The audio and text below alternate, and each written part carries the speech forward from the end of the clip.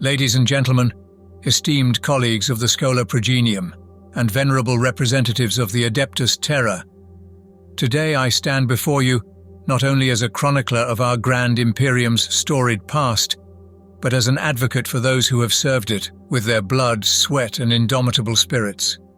We gather in this hallowed hall not merely to recount tales of heroism and sacrifice, but to deliberate upon the welfare of our most steadfast defenders, the Imperial Guardsmen.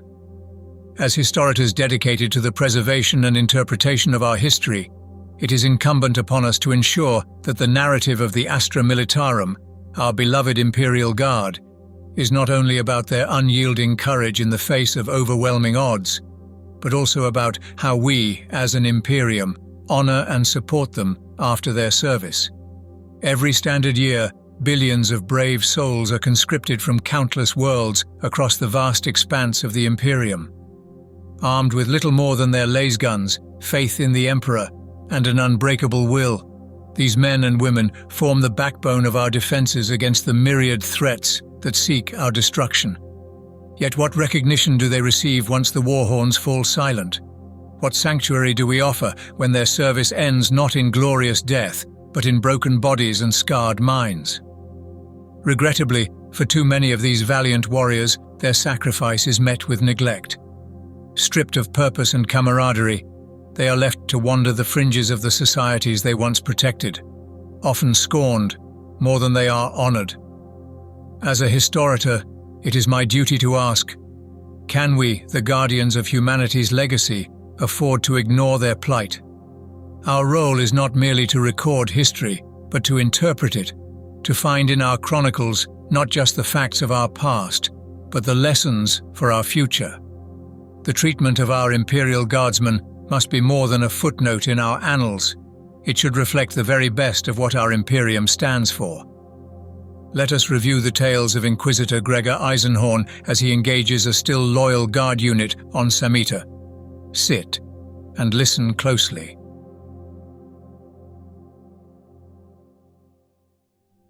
It remains a sad truth of the Imperium that virtually no veteran ever comes back from fighting its wars intact. Combat alone shreds nerves and shatters bodies.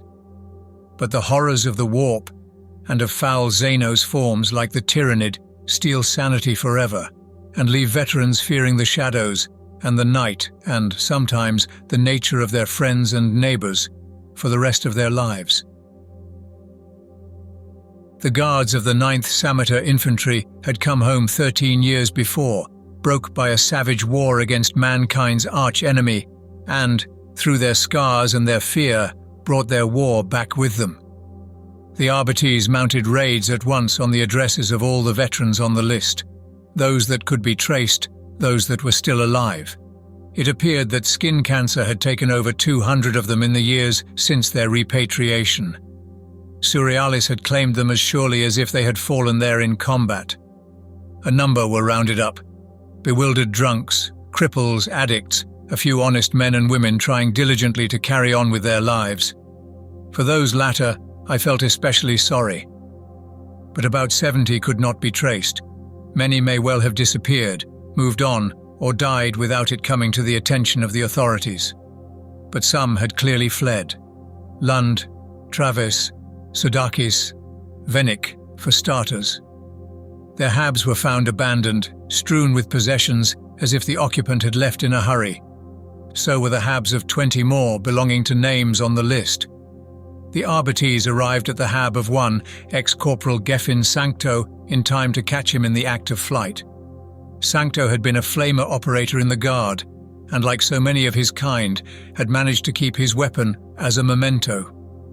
Screaming the battle cry of the Samita 9th, he torched 4 Arbites in the stairwell of his building before the tactical squads of the judiciary vaporized him in a hail of gunshots. "Why are they killing?" Beckwin asked me. "All these years in secret ritual?" "I don't know." "You do, Eisenhorn. You so do. Very well, I can guess. The fellow worker who jokes at the Emperor's expense and makes your fragile sanity imagine he is tainted with the warp. The rug maker whose patterns suggest to you the secret encoding of chaos symbols. The midwife you decide is spawning the offspring of the arch-enemy in the mid-rise maternity hall. The traveling evangelist who seems just too damn fired up to be safe. She looked down at the floor of the land speeder. They see demons everywhere. In everything. In everyone. And so help them, they believe they are doing the Emperor's work by killing. They trust no one, so they daren't alert the authorities. They take the eyes, the hands, and the tongue, all the organs of communication, any way the arch-enemy might transmit his foul lies.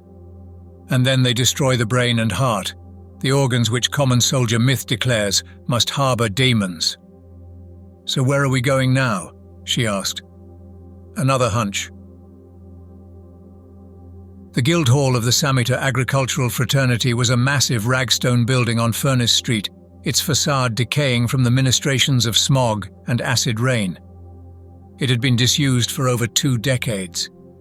Its last duty had been to serve as a recruitment post of the Samita 9th during the founding.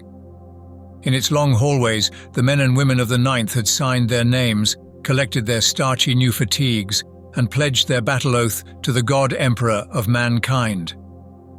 At certain times, under certain circumstances, when a proper altar to the Emperor is not available, guard officers improvise in order to conduct their ceremonies. An imperial eagle, an Aquila standard, is suspended from a wall, and a sacred spot is marked on the floor beneath in yellow chalk. The guild hall was not a consecrated building. The founding must have been the first time the young volunteers of Urbitane had seen that done. They'd made their vows to a yellow chalk cross and a dangling Aquila. Rex was leading 3 fire teams of armed arbites, but I went in with Midas and Fishig first, quietly. Bequin and Amos stayed by our vehicle. Midas was carrying his matched needle pistols and Fishig an auto shotgun. I clipped a slab pattern magazine full of fresh rounds into the precious bolt pistol given to me by librarian Britnoth of the Adeptus Astartes Deathwatch chapter. We pushed open the boarded doors of the decaying structure and edged down the dank corridors. Rainwater pattered from the roof, and the marble floor was spotted and eaten by collected acid. We could hear the singing, a couple of dozen voices voicing up the battle hymn of the Golden Throne. I led my companions forward, hunched low. Through the crazed windows of an inner door, we looked through into the main hall. 23 dishevelled veterans in ragged clothes were knelt down in ranks on the filthy floor, their heads bowed to the rusty imperial eagle hanging on the wall as they sang. There was a yellow chalk cross on the floor under the Aquila. Each veteran had a backpack or rucksack and a weapon by their feet. My heart ached. This was how it had gone over 2 decades before, when they came to the service, young and fresh and eager. Before the war, before the horror. "Let me try to give them a chance," I said. "Gregor," Midas hissed, "let me try for their sake. Cover me." I slipped into the back of the hall, my gun lowered at my side, and joined in the verse. One by one, the voices died away, and bowed heads turned sideways to look at me. Down the aisle, at the chalk cross of the altar, Lund, Travis, and a bearded man I didn't know stood gazing at me. In the absence of other voices, I finished the hymn. "It's over," I said. "The war is over, and you have all done your duty, above and beyond the call." Silence. "I am Inquisitor Eisenhorn. I'm here to relieve you.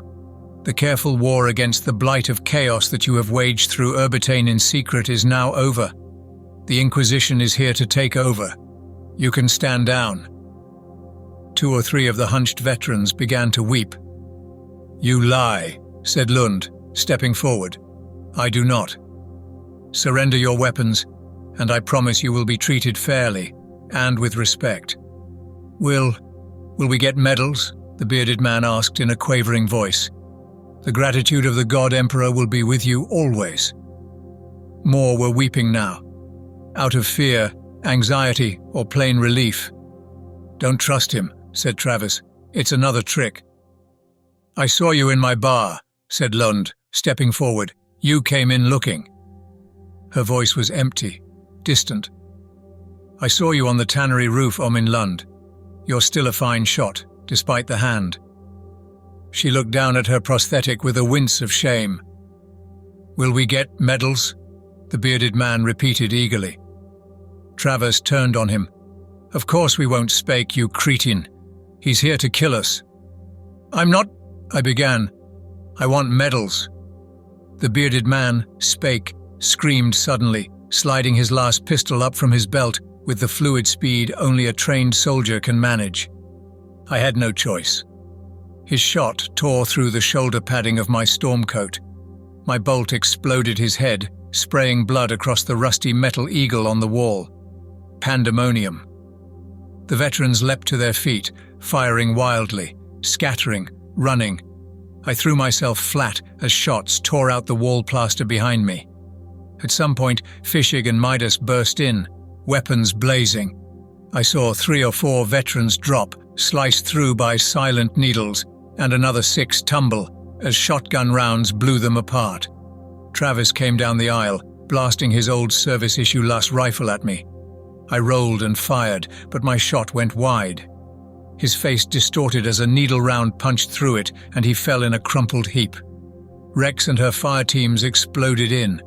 Flames from some spilled accelerants billowed up the wall. I got up and then was thrown back by a last shot that blew off my left hand. Spinning, falling, I saw Lund, struggling to make her prosthetic fingers work the unmodified trigger of Travis's laser gun. My bolt round hit her with such force, she flew back down the aisle, hit the wall, and tore the Imperial Aquila down. Not a single veteran escaped the Guildhall alive. The firefight raged for 2 hours. Rex lost 5 men to the experienced guns of the Sameter 9th veterans. They stood to the last. No more can be said of any Imperial Guard unit. The whole affair left me sour and troubled. I have devoted my life to the service of the Imperium, to protect it against its manifold foes, inside and out, but not against its servants. However misguided, they were loyal and true. However wrong, they were shaped that way by the service they had endured in the Emperor's name. Lund cost me my hand. A hand for a hand.